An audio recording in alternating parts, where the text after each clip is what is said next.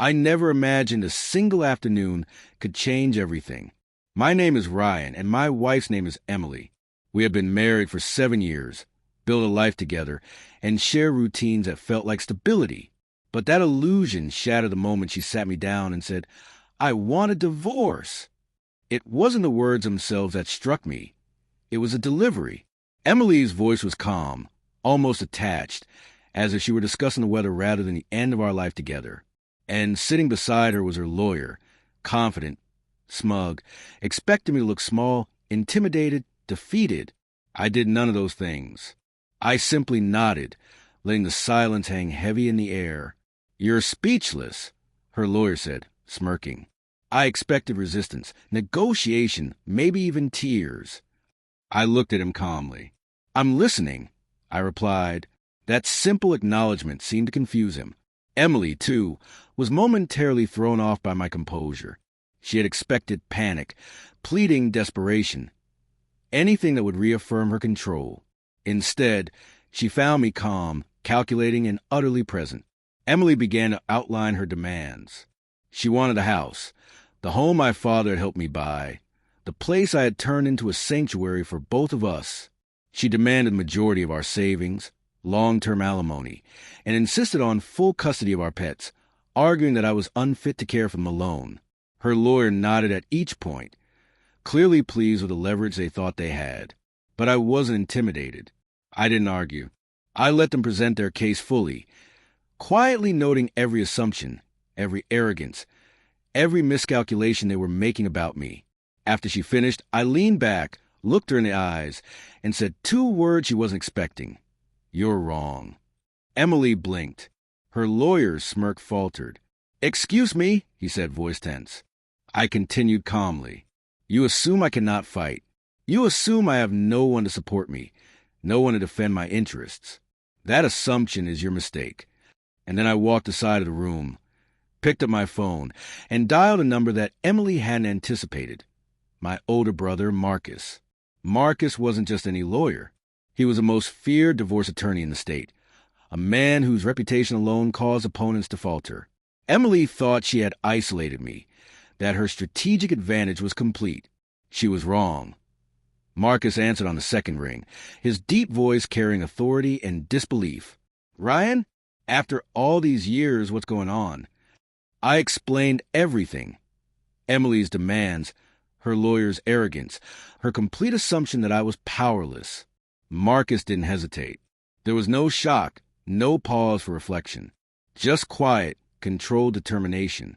"Send me the details." "I'll handle this," he said. Within hours, Marcus arrived at our home, and the energy in the room shifted instantly. Emily's confident smirk faltered as she saw him enter, the man whose reputation alone had made her assume victory. The lawyer's composure cracked slightly, sensing that the assumptions about power and control had just been invalidated. I stood beside Marcus, calm, collected, the quiet assurance of someone who had regained leverage entirely. Emily attempted to negotiate, to assert control, but every argument was met with precision and expertise. Marcus dismantled each claim with subtle skill, leaving no room for intimidation. The lawyer tried to interject, but Marcus's presence, knowledge, and quiet authority left him no opening. He was a master strategist, and for the first time, Emily realized that her plan wasn't going to unfold as she had imagined.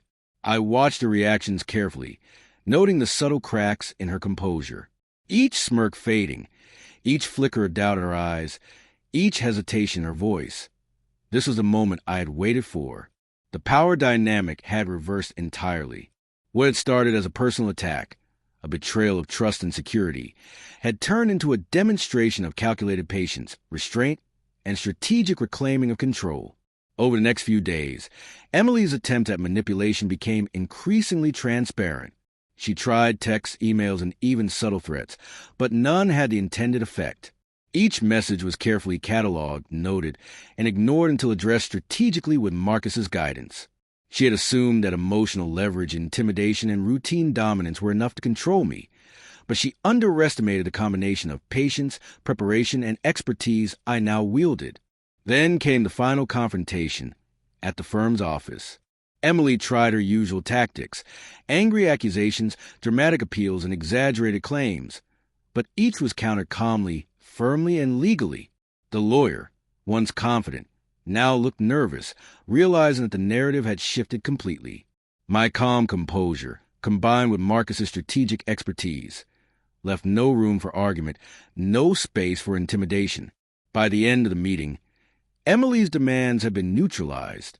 The house remained mine, the savings protected, and her assumptions about power, control, and leverage entirely dismantled. For the first time in months, I felt the weight lift, the assurance that betrayal could not define me, and that strategy, patience, and calm authority were far more powerful than manipulation or intimidation. After the office confrontation, the reality settled in. Emily was no longer in control. The calm authority I had reclaimed, coupled with Marcus's support, had completely shifted the dynamic. She could no longer assume victory, intimidation, or leverage.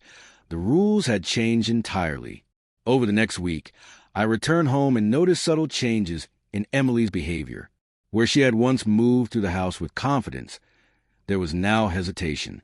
Where she had expected compliance and submission, there was now silence and uncertainty. Even the lawyer, once smug, now tread carefully in correspondence, aware that his client's strategy had failed.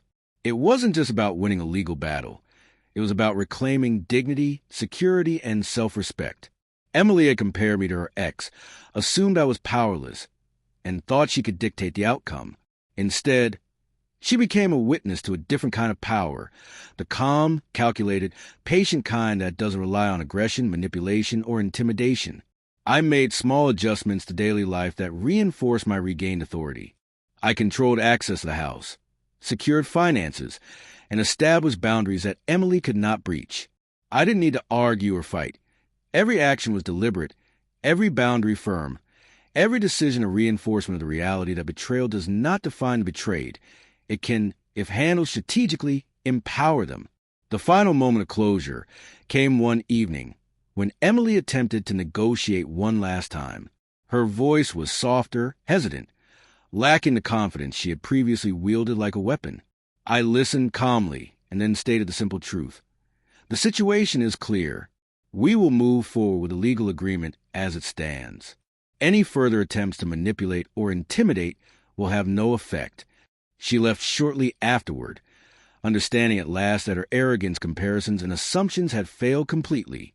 And as I watched the door close behind her, I realized that true empowerment doesn't come from drama, confrontation, or revenge spectacles.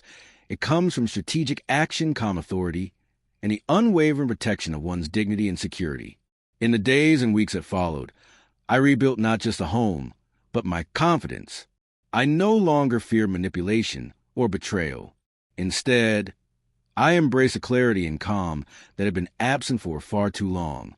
Emily had learned, finally, that comparing, underestimating, or attempting to dominate someone with strategy and resolve can backfire spectacularly. By the time friends and acquaintances noticed, the transformation was undeniable. I was composed, authoritative, and self-assured. Emily's attempts at influence had completely failed. And in that, I discovered an unshakable truth. Betrayal may come unexpectedly, but reclaiming control with strategy, patience, and calm authority is the ultimate form of victory.